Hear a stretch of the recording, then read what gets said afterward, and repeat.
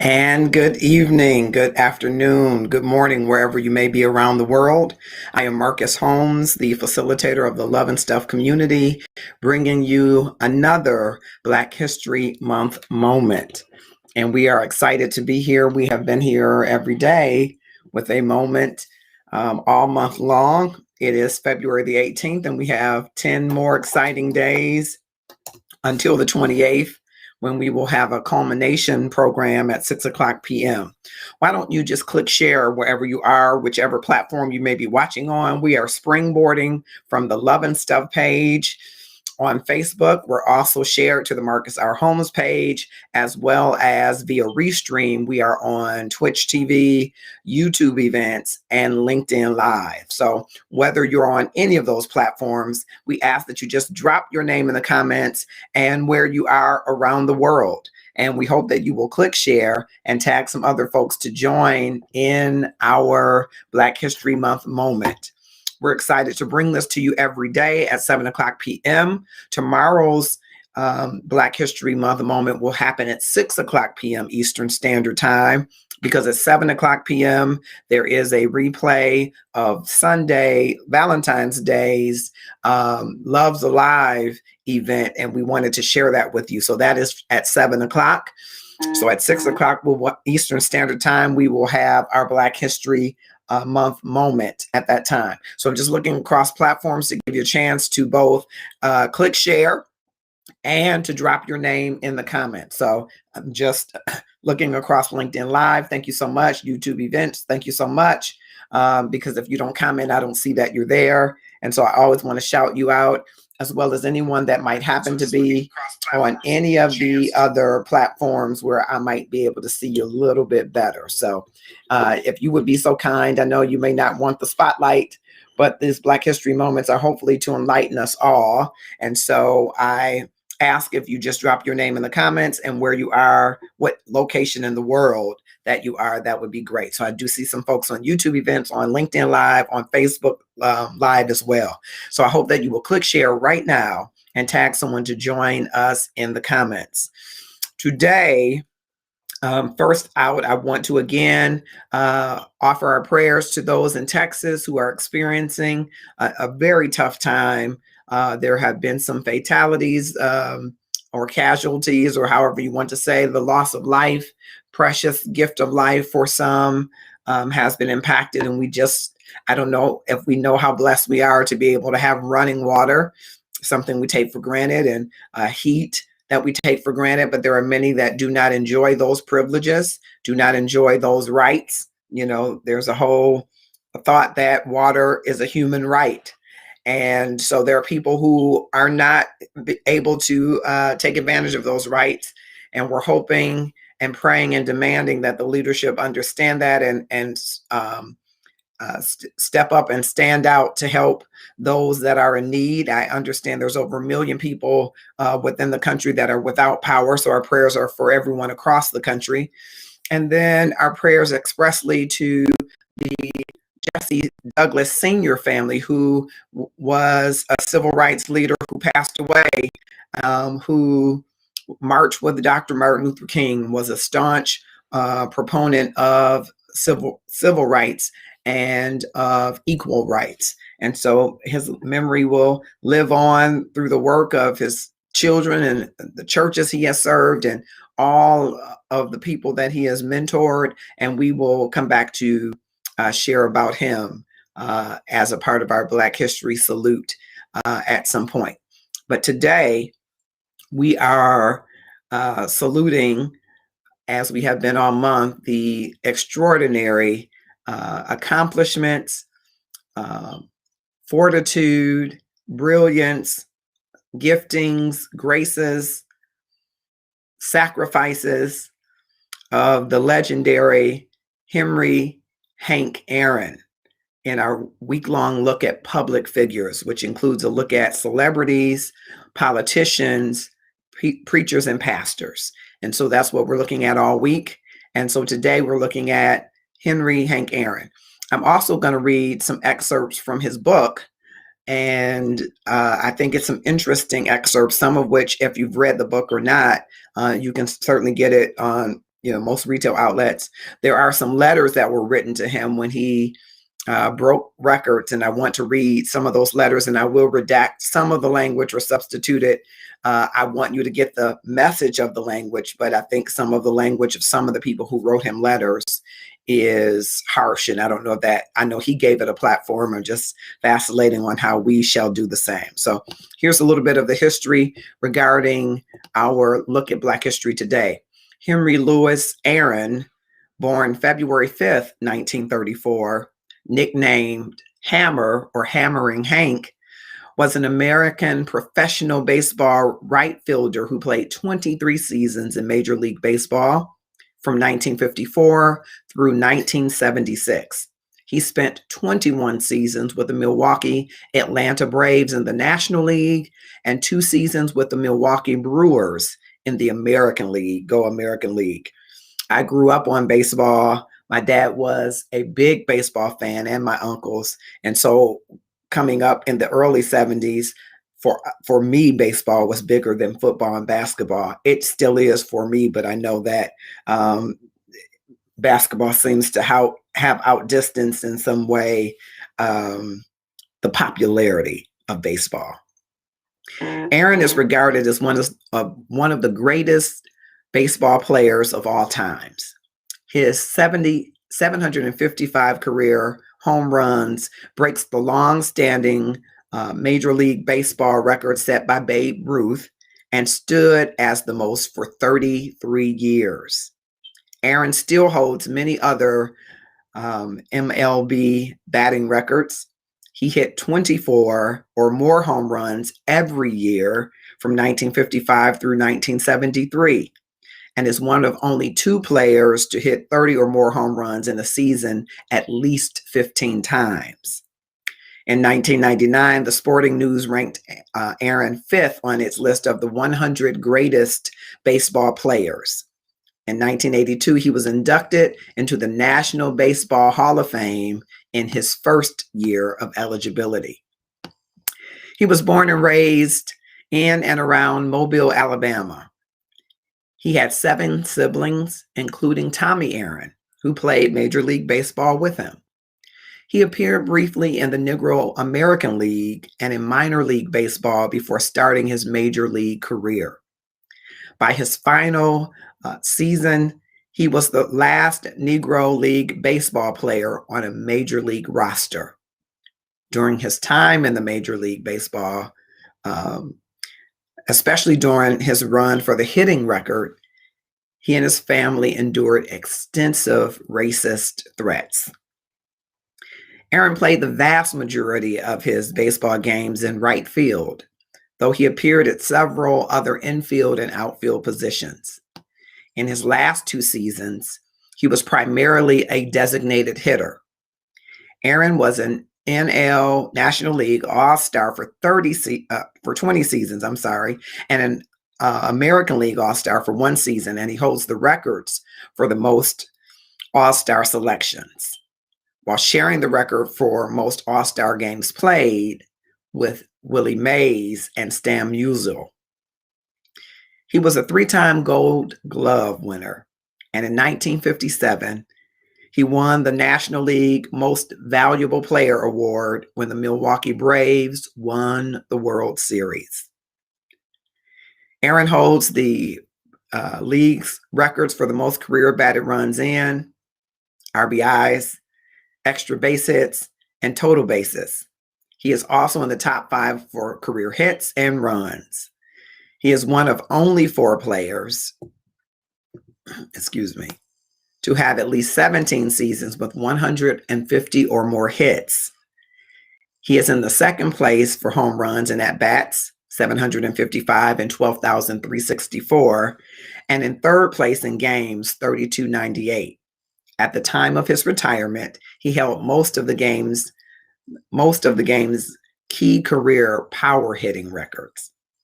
After his retirement, Aaron held front office roles with the Atlanta Braves, including senior vice president. In 1988, he was inducted into the Wisconsin Athletic Hall of Fame. In 1999, the Major League Baseball introduced the Hank Aaron Award to recognize the top offensive players in each league. He was awarded the Presidential Medal of Freedom in 2002. He was named a 2010 Georgia trustee by the Georgia Historical Society in recognition of accomplishments that reflect the ideals of Georgia's founders. Aaron resided near Atlanta until his death. So I want to talk a little bit about his early life, and then I want to go to the book and read a little bit and come back to some more of his history. Aaron was born in Mobile, Alabama to Herbert Aaron Sr. and Estella Pritchett Aaron. He had 7 siblings. As we mentioned, Tommy Aaron, one of his brothers, went on also to play for the Major League Baseball. At the time he retired, he and his brother held the record for the most career home runs by a pair of siblings, 768. They were also the first siblings to appear in a league championship series as teammates. While he was born in a section of Mobile referred to as Down the Bay, he spent most of his youth in Toulminville. He grew up in a poor family. His family could not afford baseball equipment, so he practiced by hitting both caps and sticks. He would create his own bats and balls out of materials he found in the streets. His boyhood idol was baseball star Jackie Robinson. Aaron attended Central High School as a freshman and a sophomore. Like most high schools, they did not have organized baseball, so he played outfield and third base for the Mobile Black Bears, a semi-pro team. He was also a member of the Boy Scouts of America. I want to go to, before I go into his Negro and minor league career, a little bit more of his early days, but I want to also go to some of those early days when he was preparing to leave Alabama to play. Although he batted cross-handed as a right-hand hitter with his left hand above his right, Aaron established himself as a power hitter. As a result, in 1949, at the age of 15, Aaron had his first tryout with the Major League Baseball franchise, the Brooklyn Dodgers. However, he did not make the team. 15. After this, Aaron returned to school to finish his secondary education, attending the Josephine Allen Institute, a private high school in Alabama. He also attended Central High School. During his junior year, Aaron first joined the Pritchard Athletics, an independent Negro League team, followed by the Mobile Black Bears, another independent Negro League team.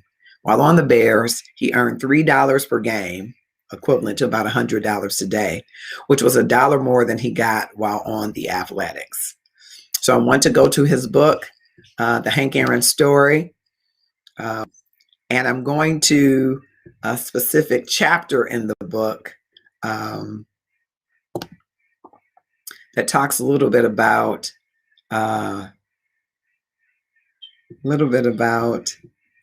when he first,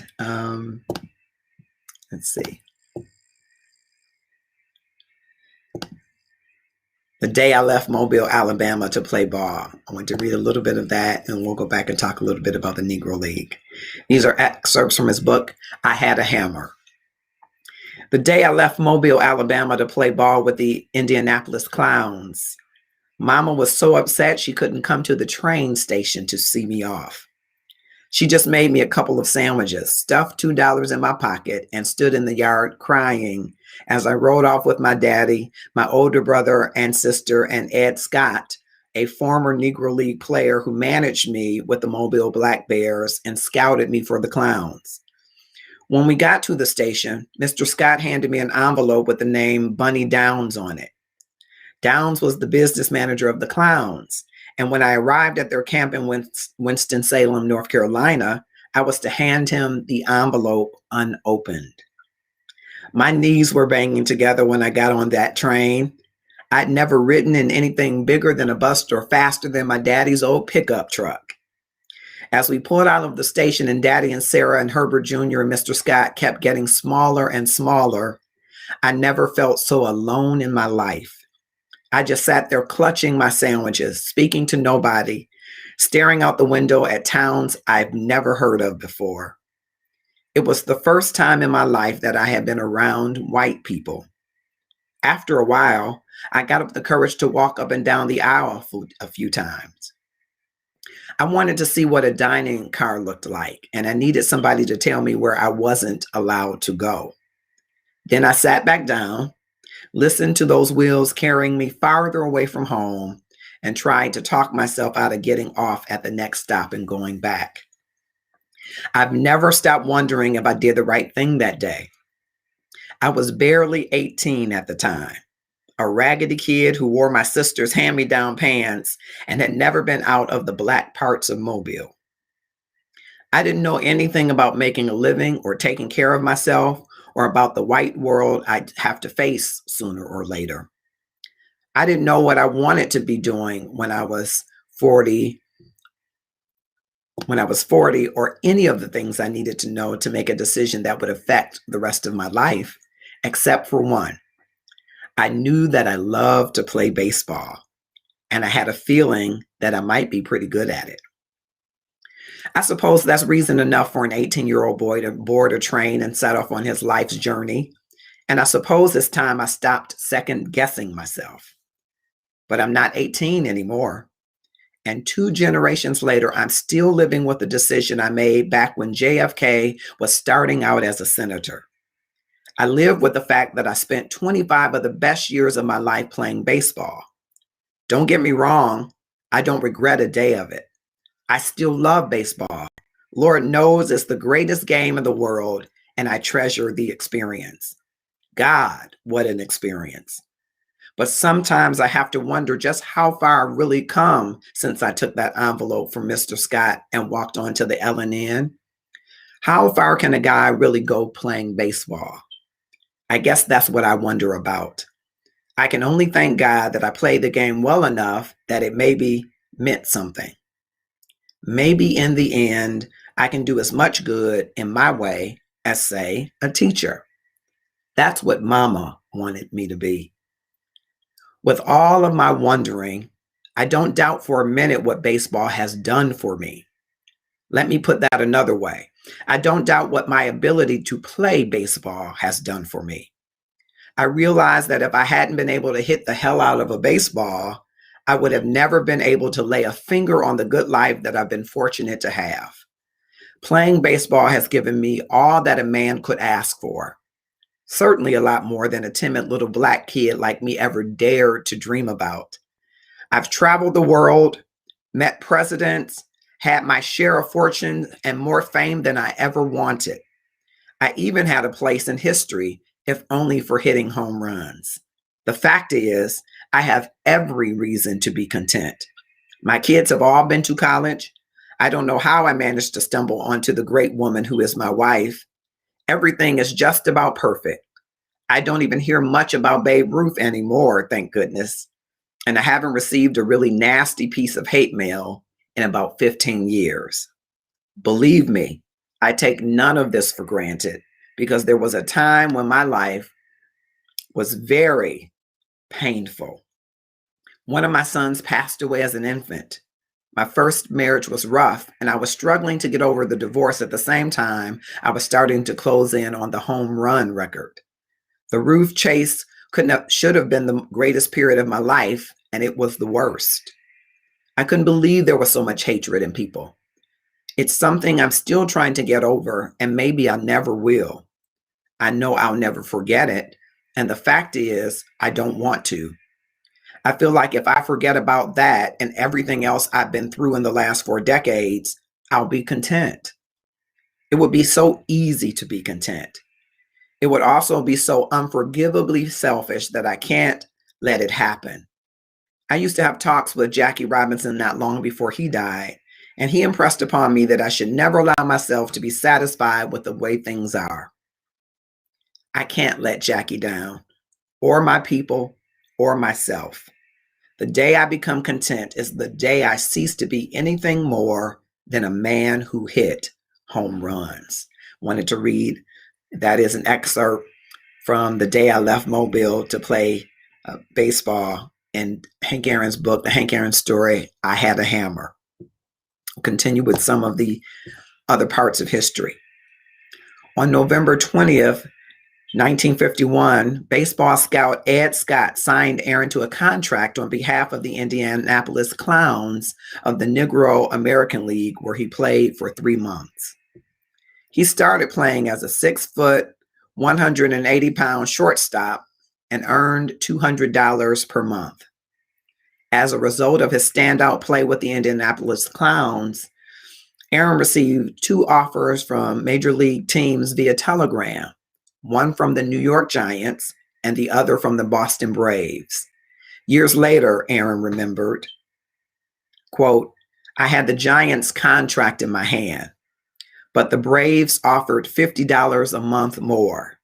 That's the only thing that kept Willie Mays and me from being teammates, $50, unquote." While with the Clowns, he experienced racism.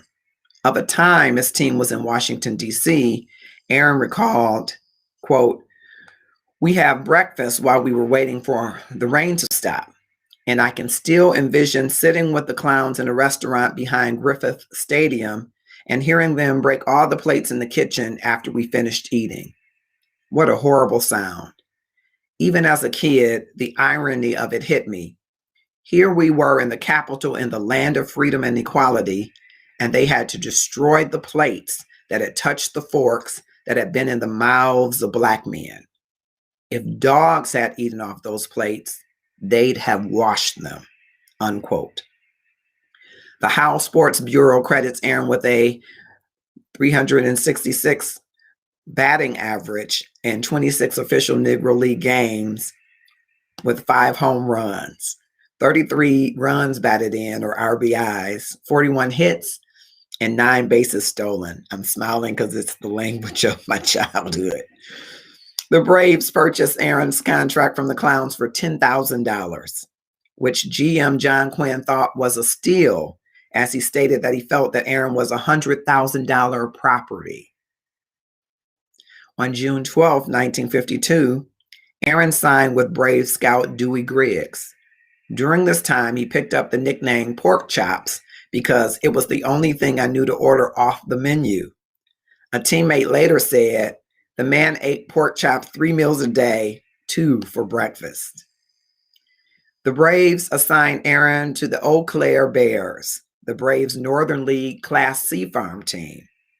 The 1952 season proved to be very beneficial for Aaron. Playing in the infield, Aaron continued to develop as a ball player and made the Northern League's All-Star team. He broke his habit of hitting cross-handed and adopted the standard hitting technique. By the end of the season, he had performed so well that the league made him the unanimous choice for Rookie of the Year. Although he appeared in just 87 games, he scored 89 runs, had 116 hits, 9 home runs, and 61 RBIs. In addition, Aaron hit for a .336 batting average. During his minor league experience, he was very homesick and faced constant racism, but his brother Herbert Jr. told him not to give up the opportunity. I'm going to move down. A lot of great history. The night Aaron met his future wife, Barbara Lucas, Lucas decided to attend a Braves game. Aaron singled, doubled, and hit a home run in the game. On October 6th, Aaron and Lucas married. In 1956, Aaron's wife noted that during the off-season, he liked to sit and watch those shooting westerns. He also enjoyed cooking and fishing. Aaron spent the winter of 1953 playing in Puerto Rico. Mickey Owen, the team's manager, helped Aaron with his batting stance. Until then, Aaron had hit most pitches to left field or center field. But after working with Owen, Aaron was able to hit the ball more effectively all over the field. Owen also helped Aaron transition from second base to the outfield. Aaron had not played well at second base, but Owen noted that Aaron could catch fly balls and throw them well from the outfield to the infield. In 1954, Aaron attended spring training with the Major League Club.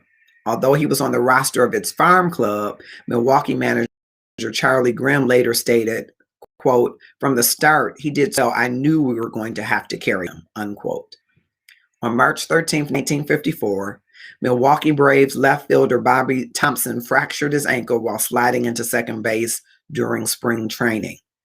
The next day, Aaron made his first spring training start for the Braves major league team, playing in left field and hitting a home run. This led Hank Aaron to a major league contract, signed on the final day of spring training, and a Braves uniform with the number 5. On April 13th, Aaron made his major league debut and was hitless in 5 at-bats against the Cincinnati Reds left-hander Joe Nuxhall. In the same game, Eddie Matthews hit 2 home runs, the first of a record 863 home runs the pair would hit his teammates. On April 15, Aaron collected his first major league hit, a double off Cardinals pitcher Vic Raschi. Aaron hit his first major home run on April 23rd, also off Raschi. Over the next 122 games, Aaron batted .280 with 13 homers before he suffered a fractured ankle on September 5th. He then changed his number to 44, which would turn out to look like a lucky number for the slugger.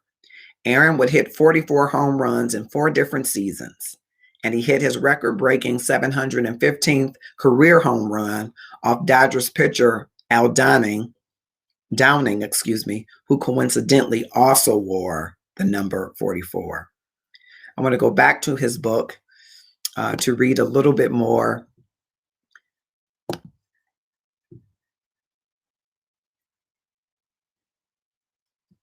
From the chapter, okay? This chapter, in chapter 10, includes some of the mean-spirited letters, some of them of a very prejudiced and bigoted and racist nature.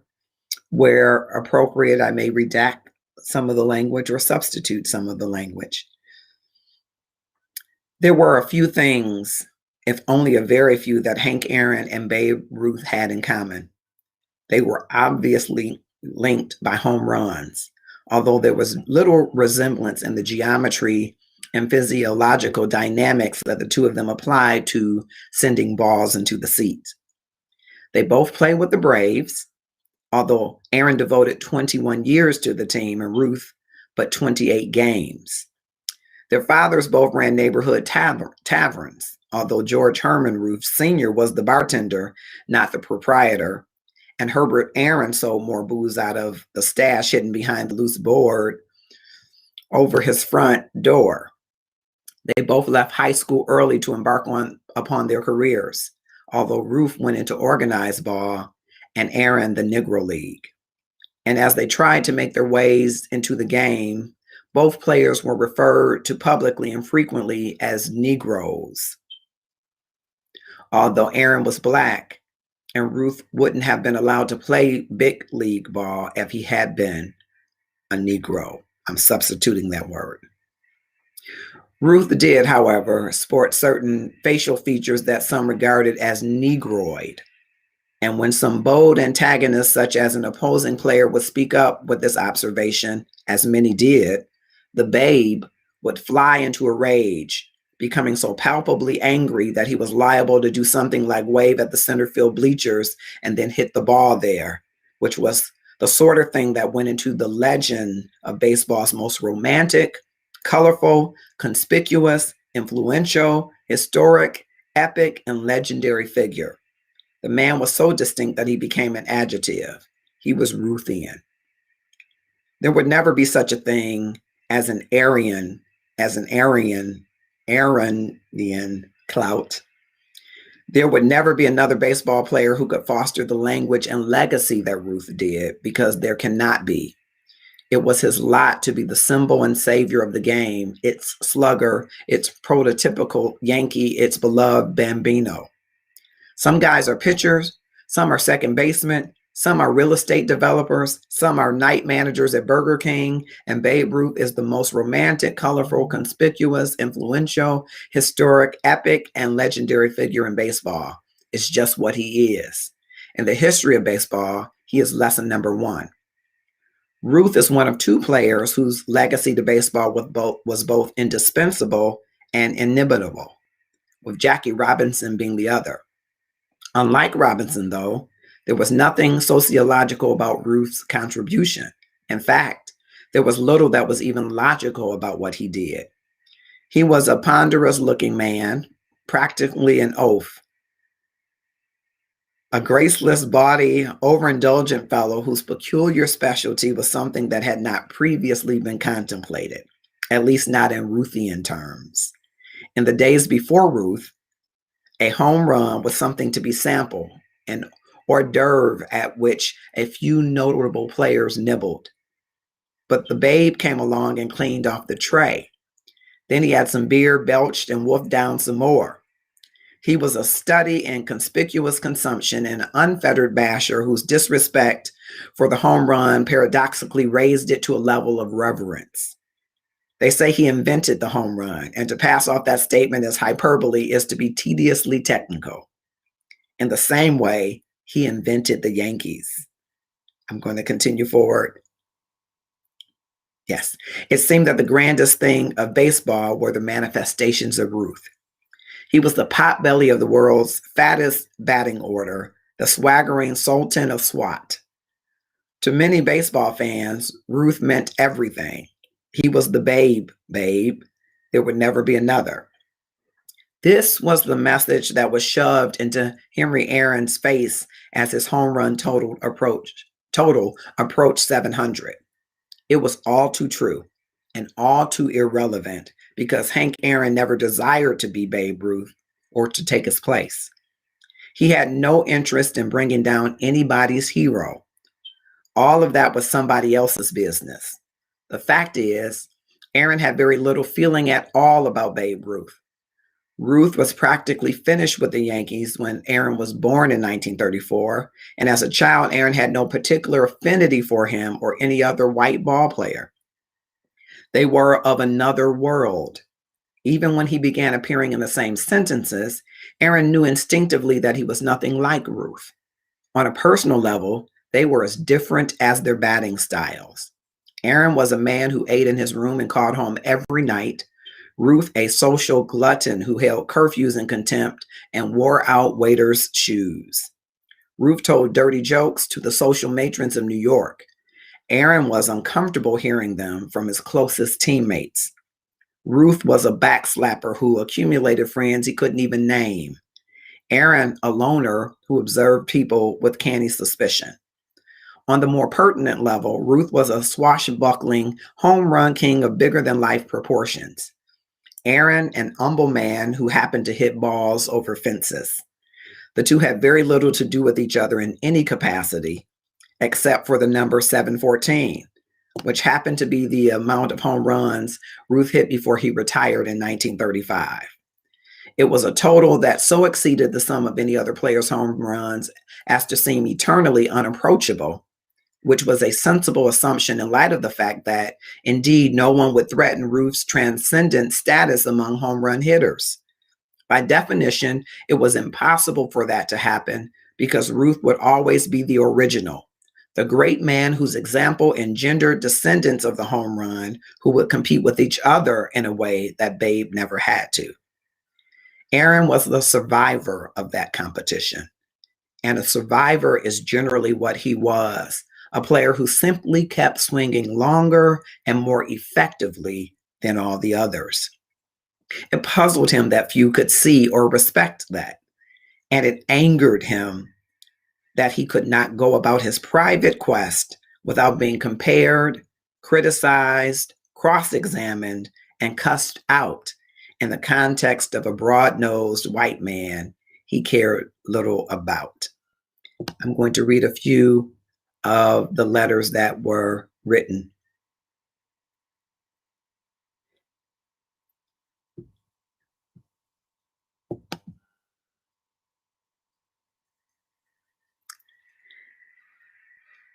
It was a tragic winter. On New Year's Day, word came that Roberto Clemente had been killed in an airplane crash after taking off from Puerto Rico. I'm trying to roll my tongue. That's why I laughed earlier. In bad weather. He had been on a mercy mission, flying supplies to earthquake victims in Nicaragua. I was shaken when I heard the news. For several days, I kept believing that they would find Roberto and he would be all right.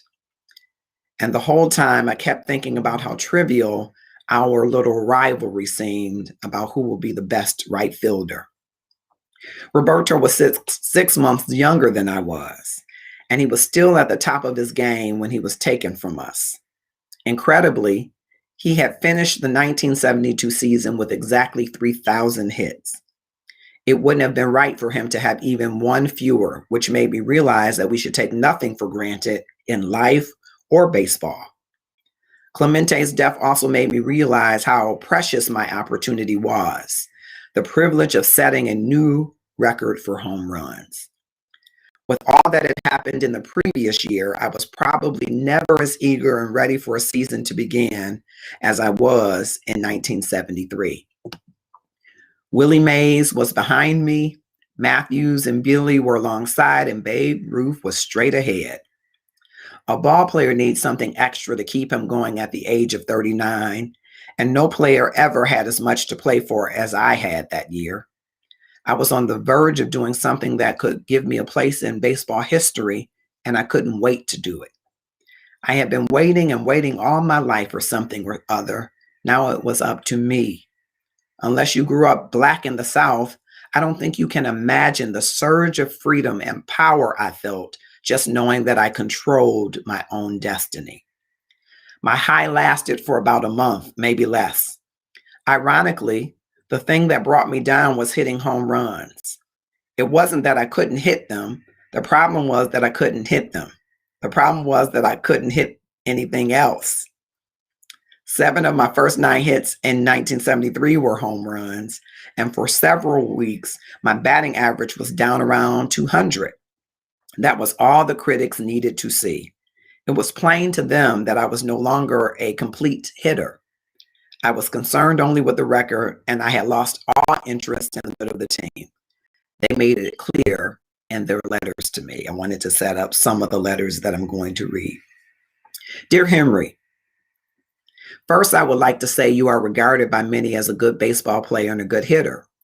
To even remotely suggest that you are a great player or hitter, a person would have to be judged insane. I went into the season wanting to break the record that summer, but it wasn't long before I changed my goal. I still wanted the record, but I didn't want to do it batting 240. I want to hit 300, and if the record came along the way, great. If not, it would come next year. There was no time for pressure. Only 2 things could keep me from breaking the record: a serious injury or a terrible batting average. If I could get my average up to a respectable level, there was a chance I would stop short because I never been a one-dimensional hitter, and I didn't want to be one at the moment history came knocking. So as far as I was concerned, everything was fine and dandy as long as I stayed healthy and the bases hits fell in. Not everybody shared that opinion. Dear Negro, substituting that word. Everybody loved Babe Ruth. You will be the most hated man in this country if you break his career home record. Dear Negro, in my humble way of thinking, you are doing more to hurt baseball than any other that ever played the game. You may break the record and you may replace Babe Ruth in the hearts of the liberal sports writers, the liberal newspapers, TV and radio, and as well as in the hearts of the long-haired hippies. But you will never replace the Babe in the hearts of clear-thinking members of our society. So roll on in your undeserved glory, Black boy. Dear Black boy, listen, Black boy, we don't want no Negro Babe Ruth. Dear Super Spook, first of all, I don't care for the color of feces. You are pretty damn repugnant trying to break the Babe's record. You boogies will think that you invented baseball or something. Dear Mr. Negro, I hope you don't break the Babes record. How do I tell my kids that a Negro did it? In May, when our crowds were so pitiful that you could practically hear someone crack open a peanut, there was a small group of rednecks who sat in the right field stands and heckled me for 3 straight nights. At first, it was the same stuff I was used to hearing, mostly all about the money I was making for striking out and hitting into double plays. But as they became drunker and louder, they became more obscene and personal, and I became angrier and angrier. They were using Sally League language, and I wasn't going to let anybody take me back to the Sally League. Finally, in the 9th inning of the 3rd night, I walked over to the stands and told them I was going to come up there and kick their asses if they didn't shut up. But before I could do anything I would later regret, the security police arrived and escorted them out of the park. I really can't say what might have happened if security hadn't come. All I know is I was fed up. I didn't expect the fans to give me a standing ovation every time I stepped on the field, but I thought a few of them might come over to my side as I approached Ruth. At the very least, I felt I had earned the right not to be verbally abused and racially ravaged in my home ballpark. I felt I had earned the right not to be verbally abused and racially ravaged in my home ballpark. I felt I had earned the right to be treated like a human being in the city that I was supposed to be too busy to hate. The way I saw it, the only thing Atlanta was too busy for was baseball. It didn't seem to give a damn about the Braves, and it seemed like the only thing that mattered about the home run record was that a Negro was about to step out of line and break it. I was angry enough that I made a public statement in which I charged that America was still a racist country and all that Atlanta had to offer was hatred and resentment. I knew, of course, that there were plenty of good people and at least a few good baseball fans in Atlanta, but I was mad at the whole South. Later, I backed off a little and said that the only thing wrong with Atlanta was that it had Georgia sticking out of it. The fact is, I liked and admired Atlanta now, and in many ways, I'm proud to live there, but I sure didn't feel that way in 1973.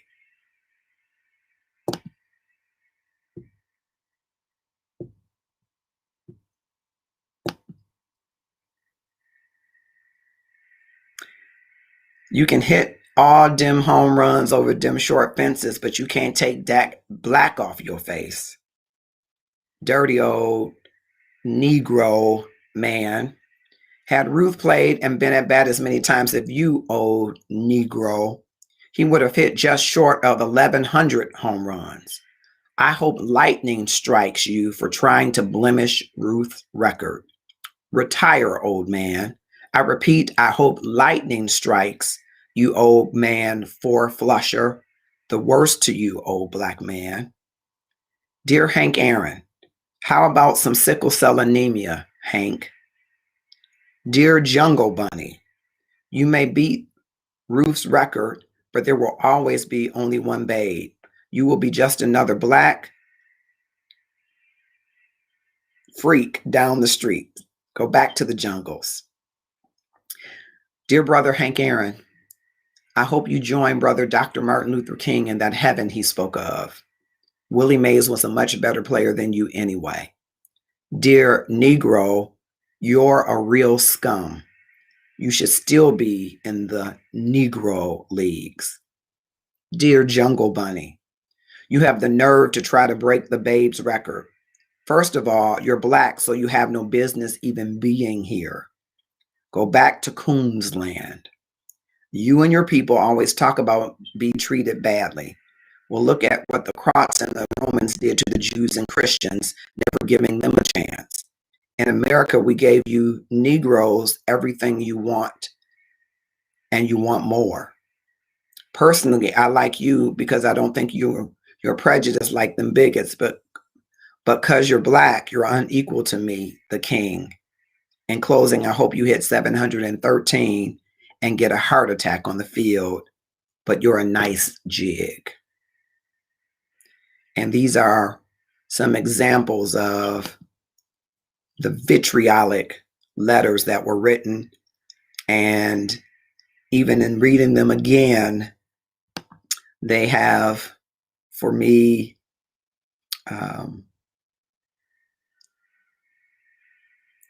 They bring a certain level of emotion.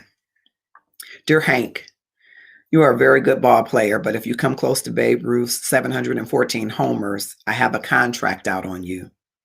Over 700, and you can consider yourself punctured with a 22 shell. If by the All-Star game you have come within 20 homers of Babe, you will be shot on sight by one of my assassins on July 24th, 1973. Mr. Aaron, we the Ku Klux Klan Knights of America are now going to make this something you better pay attention to. If you do not retire from the baseball scene, quit, your family will inherit a great deal of trouble. We can't make the sound any clearer. We will be in touch later with something more convincing.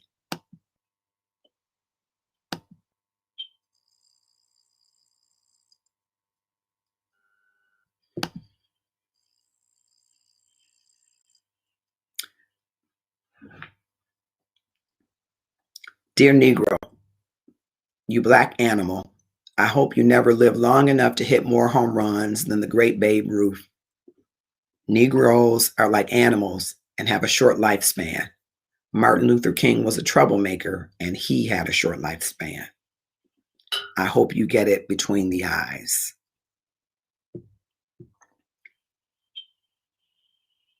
When I look back on that whole episode of Henry going after the Ruth record, that's the most amazing part of it to me. People had no idea what he was going through. Nowadays, a player will get one threat and he won't even go out on the field. Henry had them practically every day, and for a long time, he didn't say a word about it. So writes, paraphrase, Dick Cecil, former Braves vice president. I asked Carla to save the hate letters that she didn't have to turn over to the authorities. I didn't read most of them, but I wanted to have them as reminders.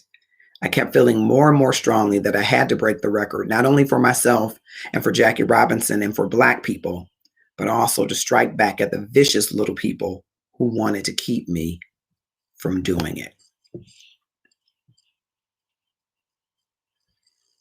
I pause because it's tough to read. I'm going back to some parts of the history. In 1963, he nearly won the Triple Crown. He led the league with 44 home runs, 130 RBIs, and finished third in batting. On April 27th, 1971, I would have been just 1 year old, Aaron hit his 600th career home run, the third major league player ever to do so. The Braves jersey Hank Aaron wore when he broke Babe Ruth's career record in 1974. Aaron downplayed the chase to surpass Babe Ruth, while baseball enthusiasts and the national media grew increasingly excited as he closed in on the 714 career home run record. He received thousands of letters every week during the summer of 1973, inclusive of some of the hate mail that I read to you. They ended up hiring the Braves a secretary to help him sort just through his mail. Aaron, then age 39, hit 40 home runs and 392 at-bats, ending the 1973 season 1 home run short of the record. He hit home run number 713 on September 29th, 1973, and with 1 day remaining in the season, many expected him to tie the record. But in his final game that year, playing against the Houston Astros, he was unable to achieve this record. After the game, Aaron said his only fear was that he might not live to see the 1974 seasons, referring to all of those death threats. He received a plaque from the U.S. Postal Service for receiving more mail than any person, excluding politicians, 930,000 pieces of mail. The Braves opened the season of 74 on the road in Cincinnati with a 3-game series against the Cincinnati Reds. Braves management wanted him to break the record in Atlanta and were therefore going to have Aaron sit out the first 3 games of the season. but baseball commissioner Bowie Kahn ruled that he had to play 2 games in the first series. He played 2 out of 3 and tied Babe Ruth's record on April 4th, 1974. In his very first at-bat, on his first swing of the season, off Reds pitcher Jack Billingham, but did not hit another home run in the series. The fence at Atlanta Fulton County Stadium, over which Hank Aaron hit his 715th career home run, still exists. The Braves returned to Atlanta, and on April 8, 1974, a crowd of 54,775 people showed up for the game, a Braves record attendance. The game was also broadcast nationally on NBC. In the 4th inning, Aaron hit home run number 715 off Los Angeles Dodger pitcher Al Downing. Although Dodgers outfielder Bill Buckner nearly went over the outfield fence trying to catch it, the ball flew into the Braves bullpen, where relief pitcher Tom House caught it. While cannons were fired in celebration, 2 college students sprinted onto the field and jogged alongside Aaron for part of his circuit around the bases, temporarily startling him. A young Craig Sager actually interviewed Aaron between third and home for a television station, WXLT, now WWSB, in Sarasota. As the fans cheered wildly, Aaron's parents ran onto the field as well. Braves announcer Milo Hamilton called the game on WSB radio, described the scene as Aaron broke the record. Henry Aaron, in the 2nd inning, walked and scored. He's sitting on 714. Here's the pitch by Downing, swinging. There's a drive into left center field. That ball is gonna be out of here. It's gone. It's 7:15. There's a new home run champion of all time, and it's Henry Aaron. The fireworks are going. Henry Aaron is coming around third. His teammates are at home plate, and listen to this crowd. Meanwhile, Dodgers broadcaster Vin Scully addressed the racial tension, or apparent lack thereof, in his call of the home run. What a marvelous moment for baseball. What a marvelous moment for Atlanta and the state of Georgia. What a marvelous moment for the country and the world. A Black man is getting a standing ovation in the Deep South for breaking a record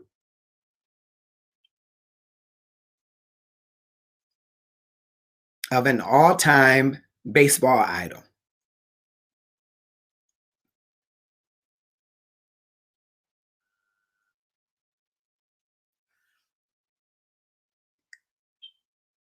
And it is a great moment for all of us,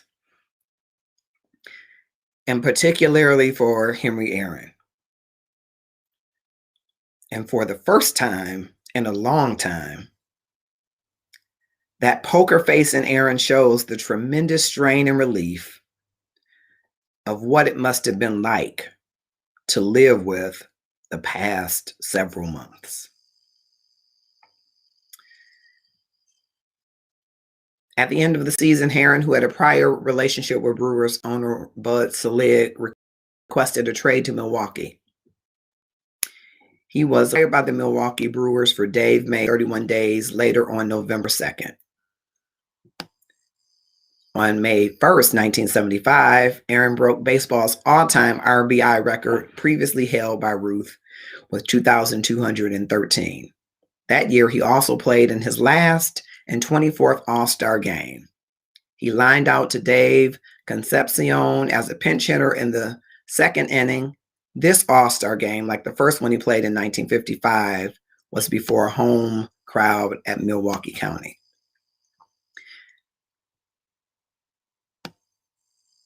In December 1976, he joined the Braves as an executive. And in December 1980, he became senior vice president and assistant to the Braves president. On January 21st, 2007, Major League Baseball announced the sale of the Atlanta Braves. In that announcement, baseball commissioner Bud Selig also announced that Aaron would be playing a major role in the management of the Braves, forming programs through Major League Baseball that will encourage the influx of minorities into baseball. Aaron founded the Hank Aaron Rookie League programs. Just going through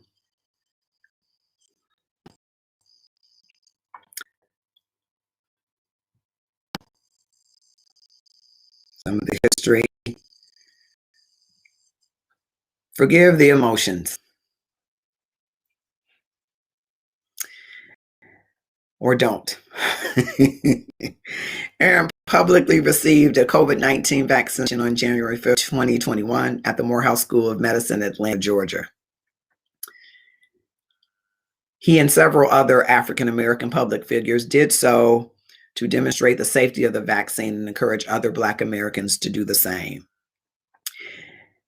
Hank Henry, the Hammering Hank Aaron, died in Atlanta in his sleep on January 22nd, 2021, at the age of 86, 14 days before his 87th birthday.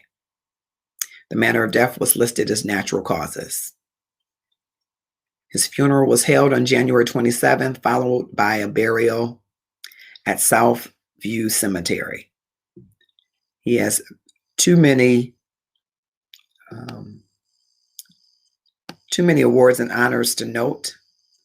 Among them, the NAACP Spring Iron Medal, the American Academy of Achievement Gold Plate Award, the Hank Aaron Award that was created in 1999, commemorating his 25th anniversary of surpassing Babe Ruth's home run record. Many awards that were bestowed upon him. What a great legacy and a great man. He accepted the Presidential Medal of Freedom from U.S. President George Bush in 2022, the Lombardi Award of Excellence. He dedicated the exhibit of the Hank Aaron Chasing the Dream at the Baseball Hall of Fame, and was a great man. This has been a wonderful Black History Moment, a little more lengthy than our normal Black History moments, but one well worth the journey. I thank you for participating in our look at public figures this week.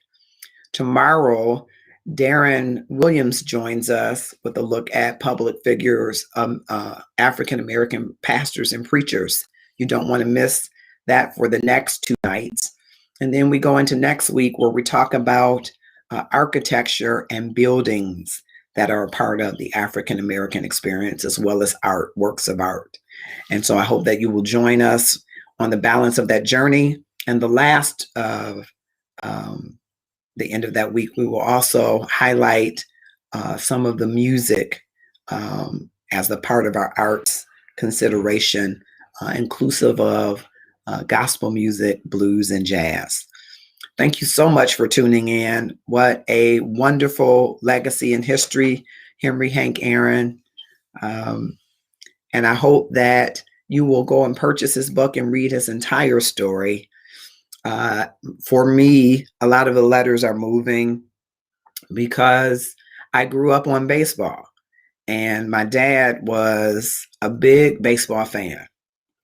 And when African Americans did well in baseball, it was a reminder to him, and he always remarked to me that I could do anything in the world. And so I am humbled and honored to be a part of a great diaspora and legacy of contributions that have been made to this American culture.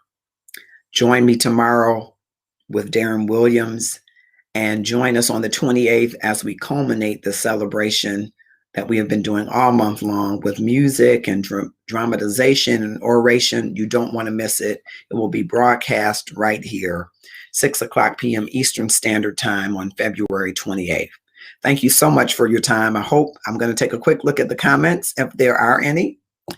And I will ask one more time that you will share with any of and all of those in your circle of influence.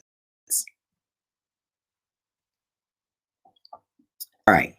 I see a few comments. Thank you, Christina Smith. Thank you, Darren Williams. We're looking so forward to you tomorrow. Thank those of you that are on YouTube events and on LinkedIn. Thank you so much. I hope you will share this to enlighten someone else, expose someone else to some of Henry Aaron's writing that he did with Lonnie Wheeler, I think was the person who helped him to write this book. But you can purchase it on Amazon or probably any other media outlets. I don't get any kickback from Amazon, but Love and Stuff would like to have a deal, Amazon. But you can purchase the book there or anywhere else that you'd like to. Thank you so much and have a great evening.